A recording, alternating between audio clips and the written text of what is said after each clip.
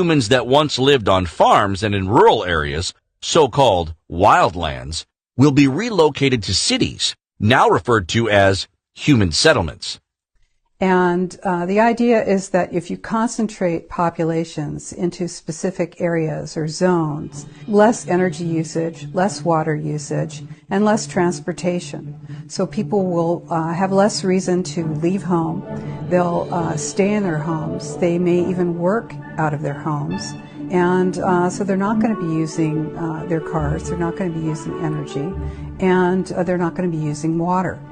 Since, as we saw earlier, the UN is not big on property rights, it should come as no surprise that the first private property to be phased out will be single-family homes, what socialists at UN headquarters consider suburban sprawl.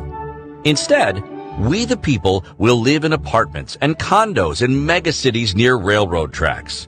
Our super-tall dwelling units will all be built to UN-specified building codes authorized by ICLEI, COGS, the ADA, and a myriad of NGOs and other friends of sustainable development.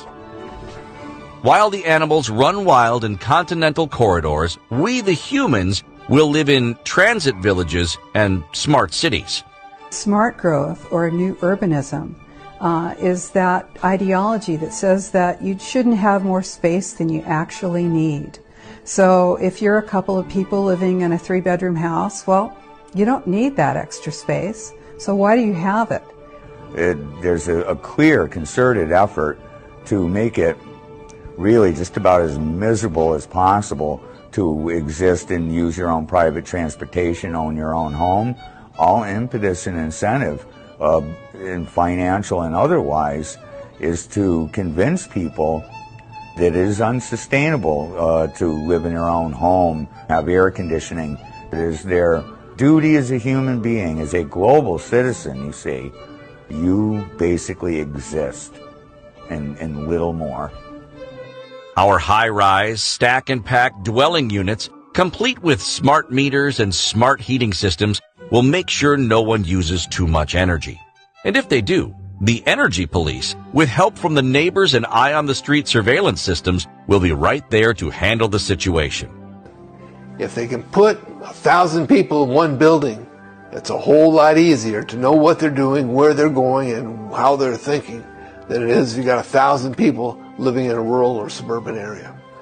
And so the stack and pack is multi-story buildings, multiple families living in the same spot, walking in and out of the same door, always being able to be managed.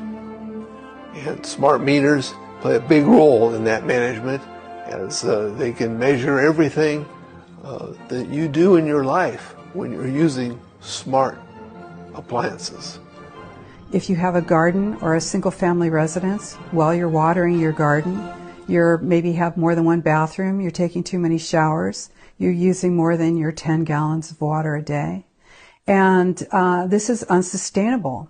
So you need to be removed from your single-family residence. Anybody that's got a couple of acres of land and his own water supply and can grow his own food, these people are a threat to the collectivist society, because they aren't going to go to the politicians and say, please feed me, please clothe me, please give me shelter. That's the secret behind Agenda 21. They want people out of the country. They want corporations out there growing all the food and that kind of thing, but they don't want anybody living out there. To describe human settlements and the food sheds that sustain them as modern-day concentration camps might be a little over the top, because with no cars, parking lots, or air travel, everyone will walk and use bikes, so they will be fit and healthy. At least as healthy as the genetically modified foods they are forced to eat